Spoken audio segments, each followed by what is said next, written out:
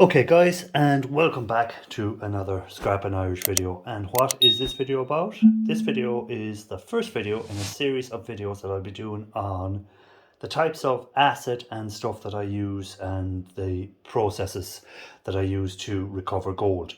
So a lot of people do ask me, oh, what's that made up of? What's that made up of? What was used in that? How did you do that? What is blah blah, so on and so on and so on.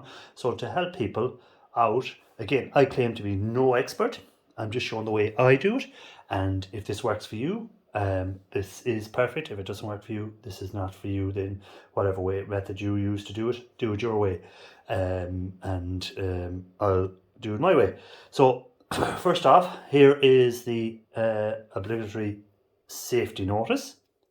So what we're going to be, for the safety notice, what we're going to be messing with today is acids. So first off, some gloves, respiratory gear, so that we don't be breathing in the fumes. So that's the safety stuff. Always remember, guys, what we're dealing with: serious acids here can damage your health, can kill you, can burn you, can disfigure you. So you don't want to play around with something you don't know nothing about or are not sure of. So that's the safety thing. I'm just showing this as demonstration purposes only. I'm not telling anyone to copy it. I'm not telling anyone to do it. I'm just showing this as a demonstration of what I do. So again, this is for demonstration purposes only, and always I'll be wearing my safety gloves, I'll have respiratory gear, and I'll be also doing this either under a fume hood or outside in the open air with plenty of space around me. So that's the safety note is over, so let's get back to it. Okay, so now that we know what we need for safety reasons, let's talk a bit about the acids that I'll be doing and what I'm going to be doing. So today, guys, I'm going to be creating acid peroxide, or better known as AP. And what is AP used for? AP is used to take gold from boards, from ribbon wire, from ram sticks, from all different things. Essentially, it's to recover or allow the gold to be freed from the boards so that you can get the gold. So, for instance, we just have small samples here. We're only doing a small demonstration. So again, we have, oh, sorry about that. My camera is gone sideways. Let's turn them back over. So we have stuff like this. This is off ink cartridges. We have some ram sticks. We have, not ram sticks, but ram fingers. We have some SIM card from a mobile phone. We have some little ribbon connectors with gold on them these were from LCD TVs. Then we have some more little connectors. These were taken off the back of hard drives. So they were little gold connectors that were on the back of hard drives. Again, we have some just boards with gold flashing on them. Some ribbon wire. Again, let me turn it the right way. Some ribbon wire with gold on it, as you can see. So that's what I'm going to be using today. Again, do not try not to cut if you've got this sort of stuff. The reason I've left it this size is if you cut it too small, you have a lot of small bits to be dealing with later when you're filtering out and stuff like that. So try and keep it as big as you can. So that's what I do anyhow. Don't try and make them as small as possible, because I used to do that and there was a lot of filtering, a lot of wash and stuff like that to be done. So again, we have anything with gold flashing on it, essentially, I'm going to be doing. So we put them aside. What I'll be using is, I have a jar that these will all go into. I have my what some people call muriatic acid, other people will call hydrochloric acid. So what is my muriatic and hydrochloric acid? Either of them two. So I'll leave them out there so you can see what we're working on. So we have our hydrochloric, or muriatic acid as some people like to call it. This is the main chemical used, or main acid used. So again, you have different grades of hydrochloric and muriatic acid. So we say, for instance, this one, branded here in Ireland as spirits of salt, is 32% hydrochloric acid. So again, it's a 32% hydrochloric acid. There we go, hydrochloric acid, 32%. So that one can be used. Again, over 18s only, strictly very dangerous stuff. Or we have another thing where here's like a brick cleaner or a stain cleaner, and this would be about 10% hydrochloric acid. I think it is on this one, contains 10 to 14% hydrochloric acid. So they're the two that you can use. So again, depending on how quick you want the process to go, and again depending on your access to the acids, whether you can get 32% or you can get 10% hydrochloric acid, either will work. Just one will take slightly longer than the other. And for this one, I'm just going to use the lower one because the lower one is cheaper. And again, for this experiment, I don't need to go to the dearest item. So that's what I'm going to use on this, is the 10 to 14% hydrochloric. I'll leave my 32 alone until I have to use it, and until they're gone, and they were cheaper. So then the other item we're going to need is hydrogen peroxide, guys. So this is the hydrogen peroxide. So the hydrogen peroxide I have is there, which is 5%. Some people use 3%, some people use higher. I just use something around 5%. So again, that's a 5% hydrogen peroxide, and we're going to use a very, very small amount of it on this part. So what essentially are we making? What we're making here is we're going to cause a chemical reaction which will help to release any of these gold flashed bits, so any of these little gold flash bits from the boards essentially. So what happens is that the hydrogen peroxide will cause an oxidation to happen in the liquid, in the solution. So essentially, if I put these the hydrochloric acid in there with them, it takes a long time for it to react to get down to the base metal, which usually is the copper underneath. Usually eats away the copper, and we release the gold from the boards. And in order to speed it up, you have a couple of different methods of doing it. You can add air bubbler to it, and that will help to speed it up. Or you can add something to help oxidize the solution, or oxidize the metal, base metals underneath. And this acts as an oxidizer for it, essentially. So you don't need much of it. And again, you have to be careful, because if you put too much in, what can happen is you can create a solution which can dissolve your gold. And we don't want to dissolve the gold at this stage. That will be in a different stage. You want to dissolve your gold down into solution, but not at this stage. So because you'll be dissolving it in with a lot of copper, a lot of other metals and stuff like that, and then it makes it a bit harder to recover. Because if you have tin or stuff like that in there, then you will end up with an issue. So essentially, this is why we only put a very, very small amount of this in. So that's what I'm going to be creating now, is I'm going to be creating this solution. So again, what we're creating, guys, is AP. Essentially, you'll hear a lot of people talking about AP, putting in AP, whatever. And a lot of people have asked, what is AP? So this is what AP is.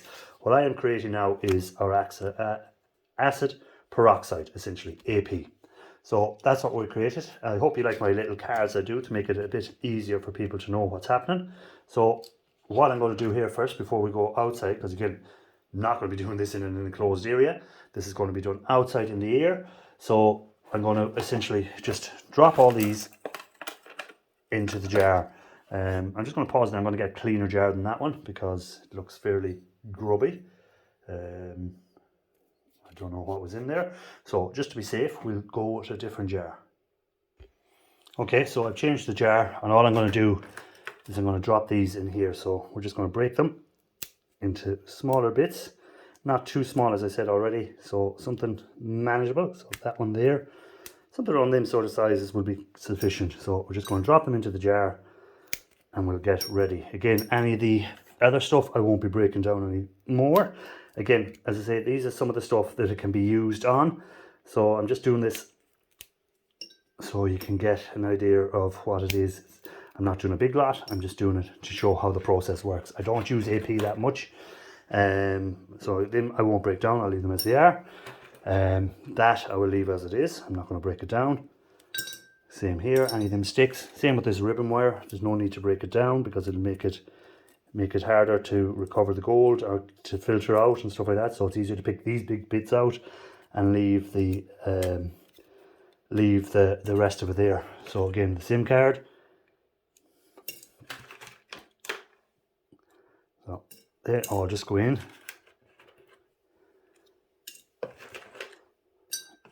As I was saying, sorry, lost my train of thought. As I was saying, I don't usually use AP. AP can be a step too much for me because I can do it using another method, which I'll talk about in my next video. So I'm not going to do it now. Well, not my next video, maybe the next video in this series, we'll say. So I can't guarantee it's going to be the next video out. Again, it may be the next video out after this one, but we'll have a look and see. So again, these are all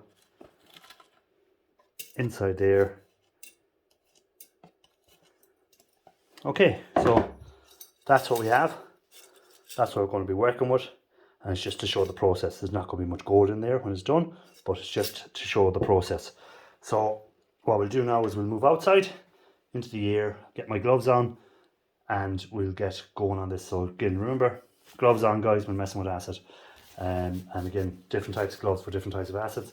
So on this, it's safe enough to use your normal nitrile gloves. Other processes, it won't be safe to use nitrile gloves. So, but we'll talk about them when we come to dealing with different acids down the thing. So again, this is hopefully giving a little bit of advice on what I do, and hopefully people can take from it what they want. So let's go outside and let's get this process moving. Okay guys, so here we are outside and we're ready to go. So you can see, here's our container, and we're going to start by, the first thing we're going to put into it is our hydrochloric, oh sorry, not go again, wrong card, ignore that. The first thing we're going to put in is our hydrochloric acid. So again, as I said, I'm working with 10 to 14%. So I'll leave that there so you can see what's going into it at the moment. Ooh, leave it out there maybe a bit. So we're putting in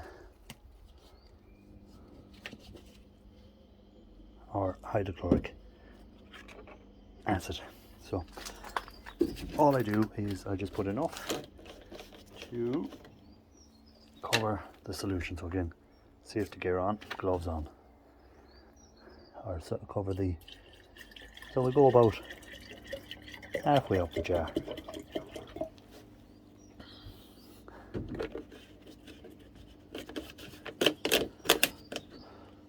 Okay, so next I'll be adding the hydrogen peroxide, so which is here, and I'll be just doing that by adding a few drops of it in using this dripper. Again, as I say, I do not put much in.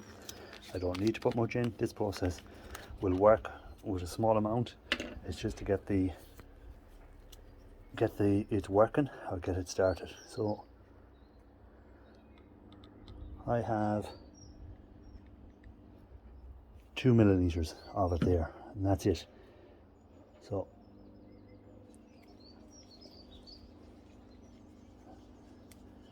there we go, 2 milliliters of it. Stir it up.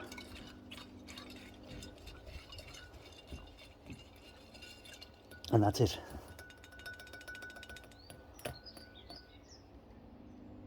That has now, oh, dropped one of my cards.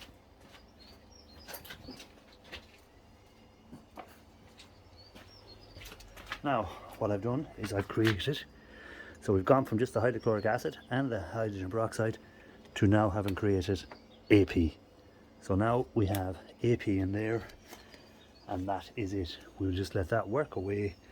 Don't need to do anything else with it. Let it work away. Some people can add a bubbler to speed it up or whatever, but for this I'm just going to let that work away. Going to do nothing else and just leave it sitting there. Cover the top of it, of course, because we don't want any contaminants getting into it. So we'll put a top on it and we're going to let that work away, and that's it. There's nothing else I need to do with it. And I'll come back every couple of days as I say, if you want to speed it up, you can do different processes for speeding it up. I'm just showing people wanted to know how to make this hydrogen acid peroxide. There we go. So they wanted to know how to make the acid peroxide, which we have here, AP. That's the process for making it. So we'll come back and we'll see how it works out as we're going along, and it'll see, and it'll give us kind of how long it took to do it. Some people, if you find it's going slow, you can add a bit more of your hydrogen peroxide, but if you're not in a rush for it and don't need it done thing and just want to leave it sitting there and can leave it sitting there for a few days, do that. Don't go near it, just let it work away, come back every so often, give it a stir, and that's all that has to be done. Nothing else needs to be done with it. And we'll come back in a few days, guys, and see how we've progressed with it. So let's see how we got on. Okay guys, so it's been actually 48 hours since I put this solution in, because we had very bad weather, rain and stuff, so I couldn't come out and video this until now.